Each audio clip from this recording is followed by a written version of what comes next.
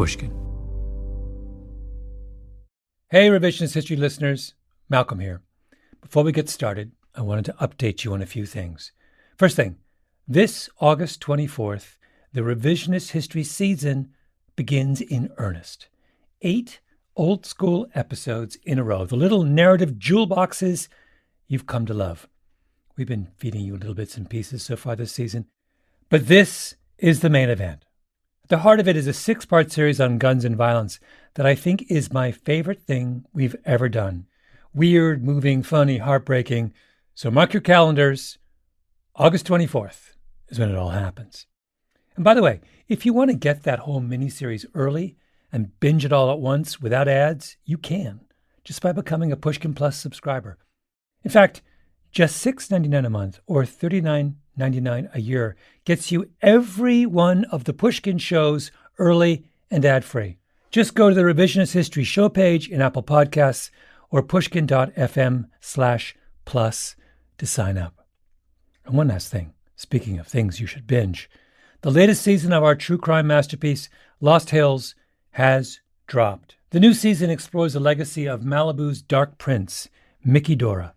Mickey was a surfer known for his style, grace, and aggression, who ruled the Malibu beaches from the 1950s to the 1970s, celebrated for his rebellious spirit. He was also a con man who led the FBI on a 7-year manhunt around the world. Believe me, this is a show worth a listen. So sign up for Pushkin Plus, and you can binge this one too. Matt Scogan was working on Wall Street, 80 hours a week, making good money, happily married. A small-town boy from Michigan made good when he began to have a change of heart. I went through a period of my life, a mini existential crisis. My dad died in 2013. He had a cancer called multiple myeloma. He was only 60. And then just 2 years after that, my mom passed away from a different kind of cancer. She had breast cancer. And it kind of sent me into a period of life where I just felt like I love my work. It's interesting. It's intellectually stimulating. I love the people with whom I work. But I also felt this sense of like, at the end of the day, I'm showing up to work every day to help a bank make more money. I went through a season of pretty intense like prayer and discernment and just kind of feeling like I think I'm supposed to be doing something else. Scogan was on the board of the small Christian liberal arts school he'd gone to as an undergraduate, a place called Hope College on the shores of Lake Michigan. And just as his life was turning upside down, the school's president announced he was leaving. Scogan says that when he heard the news, he had an intense feeling that this was the job he was supposed to do. He thought of the Mark Twain quote, "The 2 most important days in your life are the day you're born and the day you find out why." Scogan had no academic experience. He was a ridiculous long shot. But slowly he inched forward in the process, and as he did, he realized that if it was actually going to happen, if he were really going to be the president of a college, he couldn't do what every other president was doing. I had a couple of pretty formative experiences. There was a moment when I was on an airplane on a business trip, and I was flying back to New York from California, I think, and we were flying into JFK, and I'm like half asleep on the airplane, and the pilot comes on and he says, we're at 33,000 feet and we're beginning our descent into JFK. 33,000 at the time was the price of Hope's tuition. And I just got this visual image in my head of 33,000 going to zero. And then it was 3 weeks later, and I was having dinner with a friend, and we were just talking about life. And I told him that I was thinking about applying for this job, and he asked me about Hope College, and he asked me about what I saw as the challenges in higher ed, and I've, of course, mentioned the cost. And he just very sort of flippantly and without thinking, he said, well, no one should have to pay for Hope. And then he repeated it, no one should have to pay for Hope. And he meant it as a joke, I think, and we both laughed. But as I was laughing, I realized, dang, he just said something profoundly true. No one should have to pay for Hope. My name is Malcolm Gladwell. You're listening to Revisionist History, my podcast about things overlooked and misunderstood. Over the years on this podcast, we have talked about the strange goings-on in higher education, ridiculously fancy amenities, the LSAT, the absurd U.S. News rankings, multi-billion-dollar endowments. This episode is about a very different kind of strange goings-on. Matt Skogan's radical experiment. Nobody should have to pay for hope. Hope is in a little town called Holland, just west of Grand Rapids, which is called Holland because Dutch immigrants settled there. The area still has a lot of tidy Dutch practicality. The big local employers are the furniture makers Herman Miller and Hayworth. The campus is right in the middle of town, a big, beautiful church at the center. I got a campus tour from a towering Nigerian student with the magnificently Nigerian first name of Marvelous. I sat in a campus coffee shop listening to a high-spirited back and forth that began with the movies and ended with scripture. The school was having a day-long conference to explain to the community what they were trying to do. A student spoke first, a young woman named Madison, a little nervous in front of the crowd. She'd made some of the art hanging on the walls around the room. Hi, everyone. Good evening, and thank you for attending what I believe is a wonderful artistic representation of Hope Forward as not only a vision, but a reality. My name is Madison, and I have the honor of belonging to the inaugural Hope Forward cohort. Hope Forward was the name Skogan gave to his experiment. Madison had made a print of a willow tree that she said symbolized what the school had done for her. Because of this gift, I feel free to pursue any area of study without the burden of excessive debt. This means I am free to care about my community here and later, because I am and will be passionate about what I do. Then the writer Mitch Albom came to the podium. Albom was actually the reason I was there. He emailed me out of the blue one day and told me about what was happening in Holland. He drove over from Detroit, where he lives, and kicked things off with a short talk about why he's a Hope College believer. Yeah, I guess I'm here in multiple capacities. I'm sort of like a parent and proud to be. And I'm going to share with you for a couple minutes how that came to be and why I do believe that this model works, because I have seen it in action many times in my life. And in fact, the latter part of my professional life has kind of been dedicated to this. The model he was referring to was President Skogan's Hope Forward, his grand experiment. So I had honestly not been that charitable a person in the first part of my career, not because I was against it. I think I was just like many young people. I was very wrapped up in my own success and my own ambition. And then I got involved, as some of you are probably aware, with an old professor of mine who was dying from Lou Gehrig's disease named Maury Schwartz. And I visited with him every Tuesday. Tuesdays with Maury was Albom's most famous book. It came out in 1997. It's one of the best-selling memoirs of all time. I noticed that when people would come in and visit with him, very quickly, the conversation would change. They would come in trying to cheer him up because he was dying from this terminal illness. But within a couple of minutes, he would start asking them about their work, their love life, whatever, and an hour later they'd come out in tears and they'd say, I tried to cheer him up, but next thing I know, I'm talking to him and he's asking me questions, and then he's really asking me questions, and I'm really thinking, and that's like I'm opening him and I'm crying. And I tried to cheer him up, he ended up cheering me up, he ended up comforting me, and I asked him, finally, after witnessing this so many times, I don't get it. Like, you're the one who's dying, why don't you just say, let's not talk about your problems, let's talk about my problems. And he said, Mitch, why would I ever take from people like that? Taking just makes me feel like I'm dying. Giving makes me feel like I'm living. It's a profound little sentence. It also rhymes, so it's easy to remember. Giving makes you feel like living, and I have never forgotten that moment, nor have I ever forgotten that sentiment. A small Christian college, a student talking about a willow tree. A best-selling writer of inspirational books introduces the rhyming catchphrase, giving makes you feel like living. If the cynic in you is bubbling to the surface right now, I understand, because these aren't the kinds of things we expect to hear on college campuses. What about the fancy new building opening? The expansion of the endowed prestigious center for this and that? The glittering credentials of the incoming class? But by the end of the evening, I kind of wished every school sounded like this.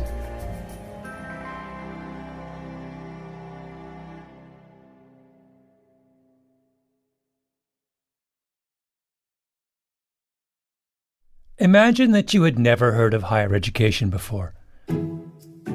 You had been living on a desert island somewhere, and suddenly, once you finished Desert Island High School, your parents decided what you needed was an American college degree. So you show up on this thing called a campus, and you ask your hosts, "What am I to you?" And they say, "We think of you as a student." Kind of. But also as a customer, because this whole thing is going to cost you a lot of money, and we need to get paid. How much, you ask? Well, it depends. Like whether you're good at things like fencing or rowing, and how much your parents make. But chances are you'll have to borrow a lot to pay for your education. So you say, "Oh, so I'm really like someone with a big mortgage. I'm a debtor." And they say, "Sure, but once you've graduated, we're going to call you every year to ask for donations on the grounds that you are now a member of our community." Your head is spinning at this point. Oh, really? What are those donations for? Well, it's for this thing we invented called an endowment, which is a big pile of cash that sits with a money manager in New York, which we use as a symbol of how important we are. So you say, wait, I'm a student, a customer, a debtor, and an investor in a Wall Street hedge fund? Are all businesses in the United States this complicated? And they say, no, just higher education. This arrangement struck Matt Scogin as deeply weird. He was a banker. He came from a world where financial arrangements had precise definitions: gross sales, net revenue, EBITDA, earnings before interest, taxes, and amortization. He was an outsider to this world. He didn't think like a college president. He doesn't even look like a college president. He was 39 when he was hired, but looks even younger. I'm short and skinny. He's shorter and skinnier. He has red hair and oversized ears and looks, and this reference will be lost to all of you under the age of 50, a little like Ron Howard in Happy Days. Later, when we were chatting with a group of students, I asked what they call him. The summer I got here, I started saying, "You should call me Matt, because my name is Matt." And then there was like an intervention. The dean of students came and a couple other people came into my office and they said, "You can't have the students call you by your first name. It's disrespectful to the office of the president." So I said, okay. So they call me President Scogin to my face. They call me who knows what. They call me Sco Daddy. They call me Sco Daddy. Scogin. Sco Daddy. There aren't a lot of Sco Daddies in the ranks of America's college presidents. When they picked you, was there a sense that they were taking a chance? Yes. There was definitely a sense they were doing something unconventional. So they were hiring a young, non-academic. But it was coming from this premise of the board wanted a recognition that something needs to be done in higher education. We need to try something different. And so they hired me and basically said, "You can do anything you want except the status quo. Like, we're hiring you to do something different." He took the job, moved into a big house near the church in the middle of campus, and started going to the cafeteria and talking to students. Student, customer, debtor, investor. What effect, he wondered, did this have on them? And I have a handful of questions that I love asking students. I like asking the same questions over and over again because I get compare and contrast answers. And one of the questions I always ask is, what do you want to do after you graduate? And I always use the word want. And what I get often as a response is what I want to do is different than what I feel like I have to do. And I'll get students say, I want to do Doctors Without Borders, or I want to do Teach for America, or the Peace Corps, or some ministry. But I've got $50,000 of student loan debt, so I'm going to become a consultant to pay off my student loan debt, and then I'll pursue the impact I feel like I want to have. It seemed to Scogin that you can't do both. You can't ask a student to engage in the pursuit of truth and at the same time have them wake up in the middle of the night with a sense of dread. Hope has an accounting program, and Scogin was a big fan of accounting, but he felt the way things were, accounting would always win out over philosophy, which didn't seem right. I actually think students don't come to college with a life plan. They come to college with questions, lots and lots of questions about their purpose. And it might be the case that studying philosophy or studying the classics is precisely how you're going to find your purpose. And yet, if you're coming with $50,000 of debt, you might get skewed into, or you might feel nudged into studying accounting, and therefore maybe miss maybe miss something that's in your purpose. Okay, back to your college search after Desert Island High. You come to America, and what you discover on your college tour is how strangely similar a lot of colleges are. Williams College looks like Amherst, which in turn looks like William and Mary, which looks like a smaller version of the University of Virginia. Everybody wants to be the same thing, the same look, and the same business model. Find as many full-paying students as they can and charge you as much tuition as they can get away with. Why are all the colleges the same? My dad taught at the University of Waterloo in southern Ontario, and they had what they called a co-op program, where the college arranged with local employers to hire students during their off-term. Everybody was on co-op. To give you a flavor of how it works, I asked a student named Spencer, who just graduated from Waterloo, to give me a breakdown of his finances. This is what Spencer told me. Total 4-year costs, tuition plus room and board, were $122,000. In that time, he did 6 co-op terms working with a government organization and several firms in his field, and they paid him a total of $81,000. So his overall cost out of pocket for getting an engineering degree was $40,000. That's not bad. Plus, and I'm quoting here from his email, I'll add that a good thing is that the majority of my classmates were graduating with a job lined up due to the co-op program and industry connections. Now, do I think co-op programs could work everywhere and solve every problem? No, of course not. But the University of Waterloo has been running this program for almost 70 years. It's a huge success. You would think, wouldn't you, that versions of the idea would have spread everywhere by now. That every school that has a problem with students graduating with lots of debt, which, by the way, is nearly every school, would have experimented with ways of connecting with local businesses to give their students work experience and lighten their debt burden. Has it happened? No. Why? Because college presidents have their heads in the clouds. If you kind of look at the trajectory of higher education, it's just not going to end well. This trajectory of like tuition goes up by 3 to 5% every year, it's just not going to work. And so this sense of like somebody has to do something. At the end of the day, the thing I love most about this place is our name, Hope.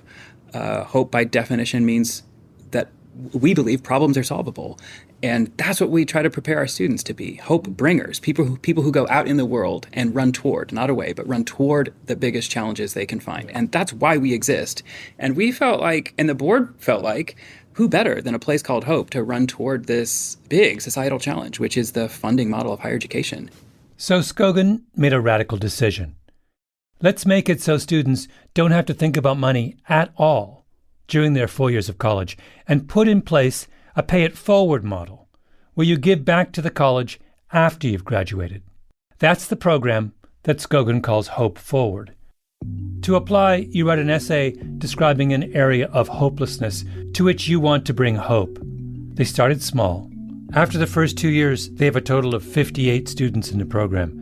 The goal is to enroll 100 freshmen annually within the next few years and keep the program growing until it covers everyone.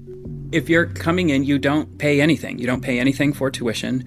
You sign we call it a covenant. It's basically a commitment. I sign it on behalf of the college, and then the student signs it. So we're entering into this sort of covenantal relationship, not a transactional agreement. It's not a contract. It's not a legal contract, but it's this relationship with mutual commitment. And the commitment we're making as an institution is we're saying we're going to give you a great education and then launch you into a life of impact afterwards. And the commitment the student is making is they're going to take their education seriously, and then they're going to give. They're going to give something to the college every year after they graduate. We don't specify an amount. We don't suggest an amount. Nothing like that, because we want it to truly be a gift that's given out of generosity. And we don't want it to feel like it's a different flavor of a student loan bill. Like, we're trying to move away from a system that's based on bill paying and replace it with a system that's based on gift giving. So that the relationship with students is not a transactional one at all, but rather a relationship based at its core around generosity and gratitude. The math behind a pay-it-forward system is, to say the least, daunting. Problem number one is the transition period. A school like Hope takes in about $55 million in tuition. If you say to your students, don't pay anything until later, then you have to come up with $55 million every year until the pay-it-forward money comes trickling in. If Hope Forward covered everyone, The school would need about $1 billion to handle that transition period. Problem number 2 is what happens after the transition period. How do you know that Hope Forward graduates will give back an amount equal to the cost of their education? Scogin freely admits he doesn't. Some may give far less than that. Some may give way more than that.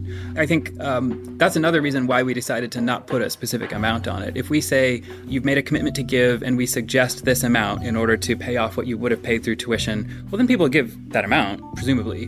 But by not putting an amount, some people may give way more than they would have paid through tuition, and others will give less. And I think what this model does is it gives us as an institution, we're highly incentivized to help our students be successful. The more successful they are, the more opportunities they'll have to give. And likewise, for our students, it's kind of like the onus is on them. When they're in their earnings years, then it's up to them to determine how important their education was in launching them into their career. And they're sort of then paying them what they think this was worth. And it's, I think it's up to us then to make the education so valuable that they're grateful for it after they graduate. You are sailing into the unknown. Totally. Is Matt Scogin crazy? Maybe. But I have to say that I'm an optimist on Hope Forward. First, I think that Scogin is right that the success of the program depends on the school convincing its graduates that their education was worth something. Although it's early, the evidence so far is encouraging. The students admitted into Hope Forward as a group have slightly lower academic credentials coming into the school than the rest of their freshman class. But after their first year, they're outperforming their non-Hope Forward peers. There's something different about your attitude towards school once you're inside the gratitude-generosity loop. Second thing, most of the students at Hope grew up in the church, and this is how a church works, right? You don't pay church tuition at the door. Sometimes churches encourage you to tithe 1/10 of your income, but most times you just give whatever you can. And the congregation and the preacher trust in God that whatever comes in from the offering on Sunday morning will cover the expenses for the rest of the week. I remember one of the things that President Scogin said was that we're trying to fund higher education the way that we fund churches, which is through crowdfunding. And I felt like that metaphor helped it make a lot more sense to me. I met with a group of Hope Forward students at one point. This was a sophomore named Olivia. Pay It Forward made sense to her conceptually. The idea of the church is like you give what you can, when you can, and you give because you want to and because you believe in the mission of the church. And I feel like that's a really great metaphor that helps me understand like what we're doing here and what the purpose of it is. Like it's the same idea.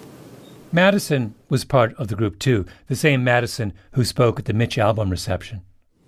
I feel like once you're given, someone's generous towards you, it is so much easier to be generous towards others. And that's also how I think of God's love. When I experience God's love through other people, it's so much easier for me to share that love, like with other people. And I just feel like the whole thing it's meant to be contagious. So generosity is easier when someone has shown generosity towards you. Third thing, and maybe the most important thing, why do we assume that giving, out of the spirit of giving, is hard? This is a little bit of a tangent, but those of you who are regular listeners to Revisionist History will know the special antipathy I have for Princeton University. A school with 8,478 students and an endowment of $36 billion. Princeton's endowment is so large that in 9 of the last 11 years, its investment earnings have been greater than its entire operating budget. To give you a flavor of this, and forgive me because this gets me so riled up, in 2021, Princeton made a $3.77 billion return on its endowment. But the school's annual budget was just under $2 billion, meaning they could cover all their expenses just on the check they get at the end of the year from their wealth managers on Wall Street and still have $2 billion left. In the previous episode, I handed out the first of the Revisionist History Prizes, which honor extraordinary performances by elite college administrators. The inaugural prize was the George Santos Memorial Award for egregiously deceptive self-promotion, which went to Columbia for their brazen manipulation of their U.S. News rankings. Well, I have yet another prize to award, the Perpetual Motion Award, for the school that comes closest to running on its own power forever. And the clear winner here is Princeton. I did a little blog post about this, and let me quote from myself here. Princeton could let in every student for free. The university administrators could tell the U.S. government and all of its funding agencies, it's cool, we got this. They could take out the cash registers in the cafeteria, hand out free parking to all visitors, give away Princeton sweatshirts on Nassau Street, and fire their entire accounts receivable staff and their entire fundraising staff tomorrow. They could say to every one of the hardworking professors on their staff, you never have to spend even a second writing a grant proposal again. Free at last. Free at last. But here's the thing. Even though by any rational measure Princeton no longer needs to raise any more money, the alumni of Princeton still give money to Princeton. A higher percentage of Princeton graduates give money back to their school than any school in the country. A Wall Street guy named James Ye, in fact, just gave Princeton so many millions of dollars that Princeton opened a brand new residence hall called, wait for it, Ye College. Ye College will help advance the expansion of the student body so that additional high-achieving students will realize the benefits of a Princeton education, enhance the diversity and vitality of our campus, and go on to contribute to society after graduation. This is complete gibberish. The sense of community that a college gives to its students has nothing to do with the architectural design of the dorms. This is the way the Four Seasons talks about a new hotel. But here's the thing. Mr. Ye, a very, very smart man who graduated with a physics degree from Princeton and went on to make many, many billions on Wall Street, believes it to be true. So true, in fact, that he got into his Bentley, loaded up the trunk with coals, and drove them down I-95 to Newcastle. And if you don't understand that reference, may I refer you to Mr. Google. My point is, we have plenty of evidence that smart people will give huge amounts of money to their alma maters for the stupidest of reasons. Why do we find it hard to believe smart people will give small amounts of money to their alma maters for the best of reasons? Or, to put it a little more charitably, maybe Mitch Albom was right. Giving makes you feel like living.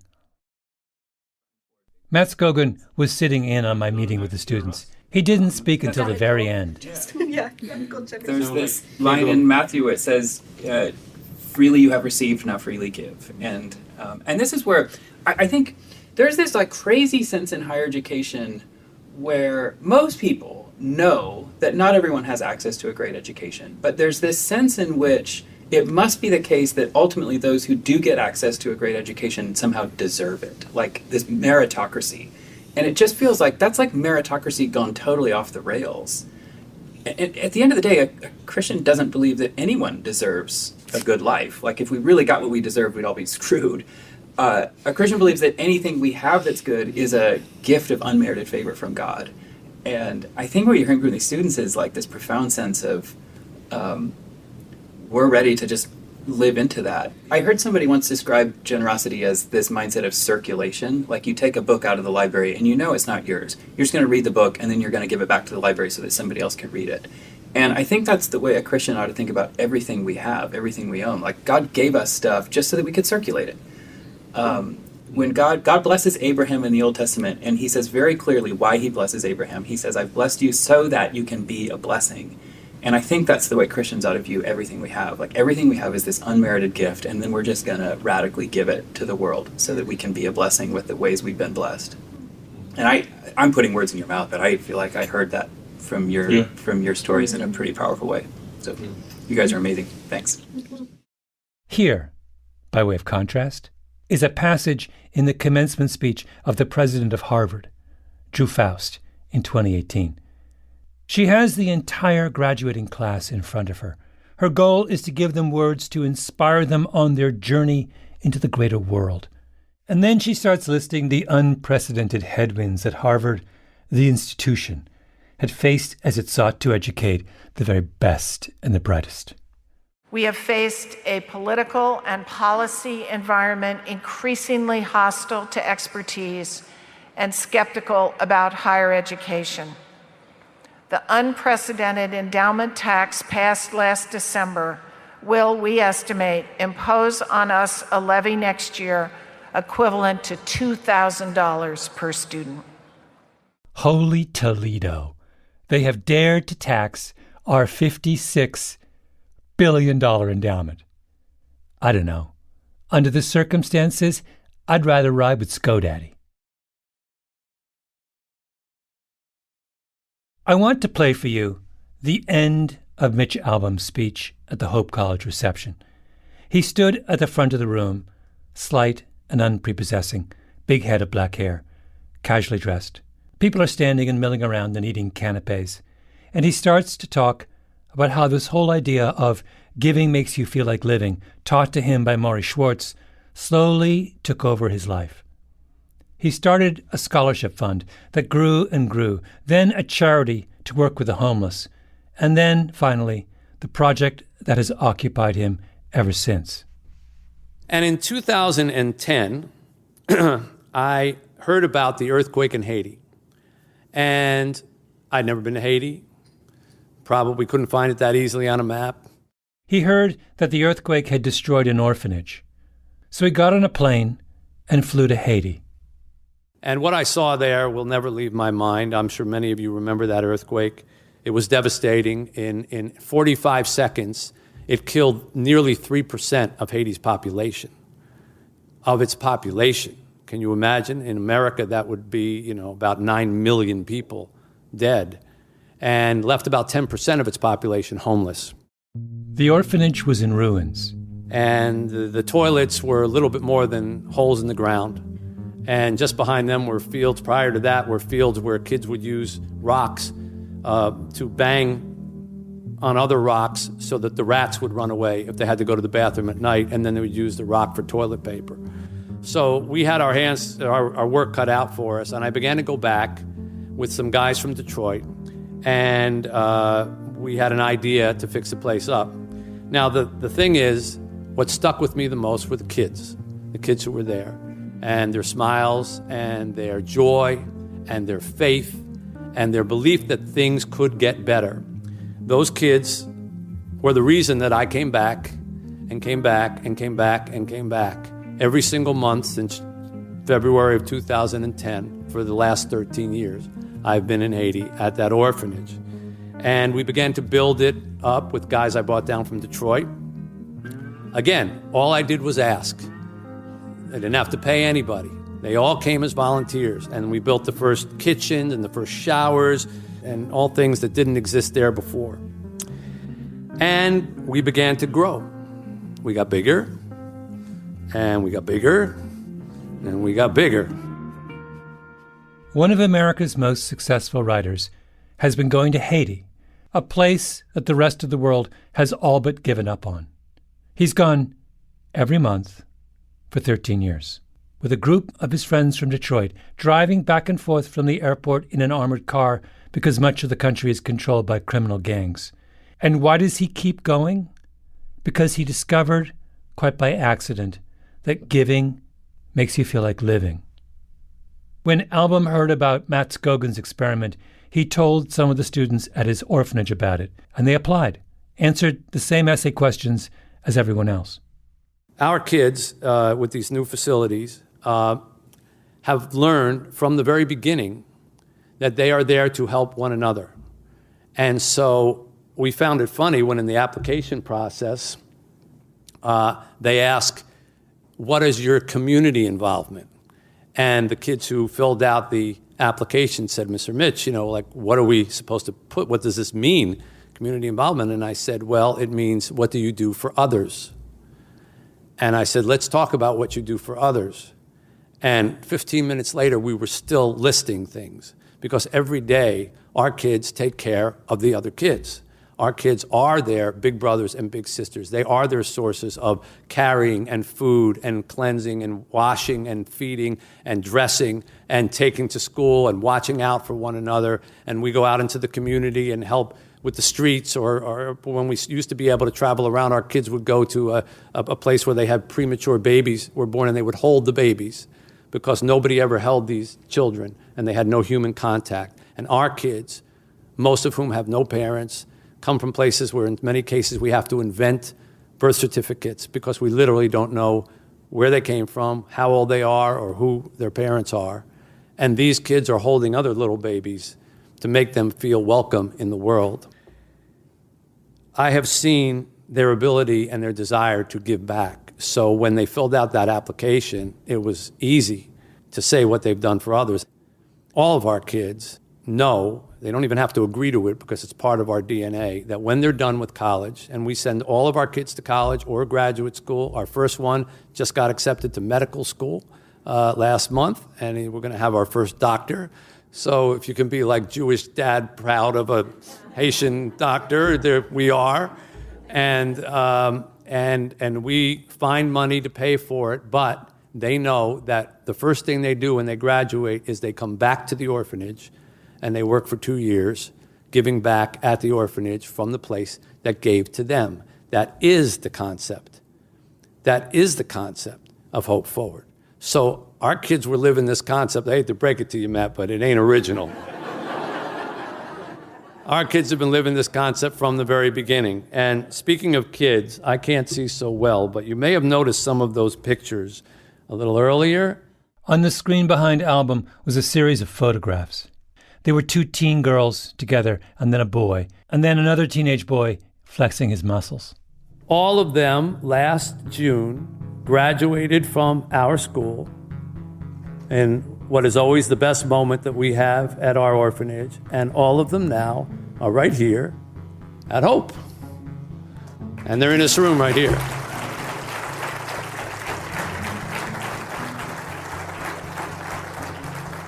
They're already going to kill me for showing those photos. So I'm not going to make them come up and be acknowledged in the front, but they're here, Semenza and Kiki and Tete and JJ. And if we have any luck, we'll have 2 more or maybe even 3 more coming here next year. So is Matt Scogan crazy? I don't think so. I think everyone else is crazy for giving up on the idea that giving makes you feel like living. I wish you could have been there in that room, listening to Mitch Albom and Madison and Matt Scogan and all the other revolutionaries in Holland, Michigan, who believe that gratitude and generosity can help us rebuild what is broken. So we're very proud to be associated with a program that is embodying the very belief that we teach at our orphanage, the Have Faith Haiti orphanage, that you are responsible for one another in this world. And from the minute our kids arrive, they know that somebody has taken responsibility for them. And from the moment they leave us, they know that they have to take responsibility for somebody else. That is a good circle, and we're proud to be a part of it. This episode of Revisionist History was produced by Ben Nadaf Hafri and Lee Mengistu. This is actually Lee's last show with us, as she's moved on to the world of audio fiction. If you want to hear one of Lee's great accomplishments on Revisionist, check out our Little Mermaid series. Lee, we will miss you. Jacob Smith, Kiara Powell make up the rest of our producing team. Our showrunner is Peter Clowney. Original scoring by Luis Guerra. Fact-checking by Kishelle Williams and Tali Emlin. Mastering by Flawn Williams. And engineering by Nina Lawrence. Additional recording by Jonathan Fagel and Ben Ugama.